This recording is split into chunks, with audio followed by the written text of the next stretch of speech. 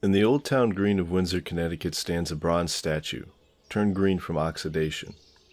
The figure stands with a drawn sword, eyes glaring at some unseen foe. The statue's plaque reveals it to be an effigy of John Mason, one of Connecticut's founding fathers. But as one looks closer, they notice the green veneer broken by red paint. That red paint tells a story forgotten in the lexicon of American history, of the first war between American colonists and the indigenous people who had lived here thousands of years before the arrival of Columbus. This statue, that peers over the oldest part of Windsor, tells the story of the Pequot and the conflict that ended their culture for over 300 years. But who were the Pequot? And how did they live? In what way did they look at the world? And what was their story before their sudden run-in with disaster? The Pequot were speakers of an Algonquin language who lived around the Great Lakes, Canada, and the American Northeast for generations. Going all the way back to the peopling of the Americas, when humans first crossed the Bering Strait over 25,000 years ago.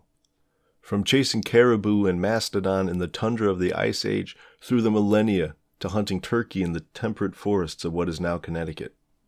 The Pequot had lived, tended to the land, and prospered for untold generations.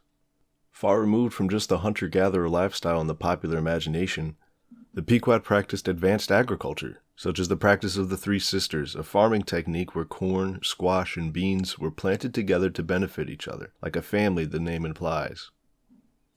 When they came in from their work in the wilds, the fields, or around the village, they would return to their families living in wigwams, crafted from branches covered with bark or mats made from corn husks.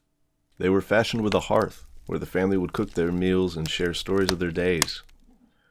They fished from the rivers and the coastal waters of the Atlantic with nets cast out from dugout canoes.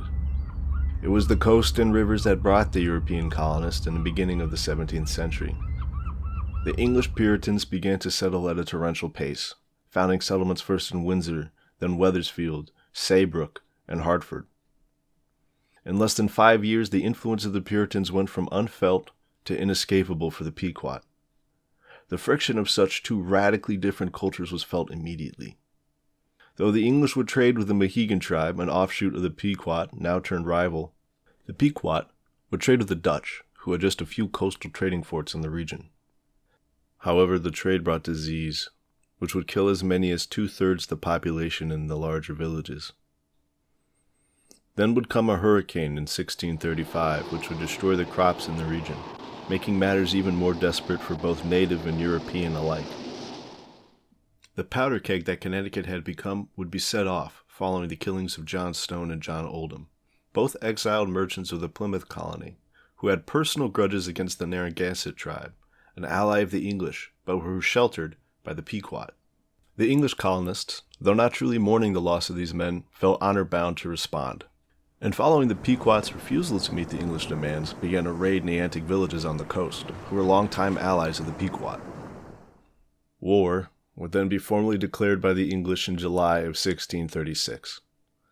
The Pequot were no strangers to war, with a proud martial heritage of their own amongst the other tribes of Connecticut, and set out to meet their new foes head-on. They put the fort at Saybrook to siege, killing any who would come out, while a raid on Wethersfield ended in the death of 8 English colonists. The English response would come at the hands of John Mason, a veteran of the 80 Years' War in Europe, who along with 90 militia and 200 Mohegan warriors traveled to the largest Pequot settlement at Mystic, which was virtually undefended, as nearly all the warriors had left to raid Hartford.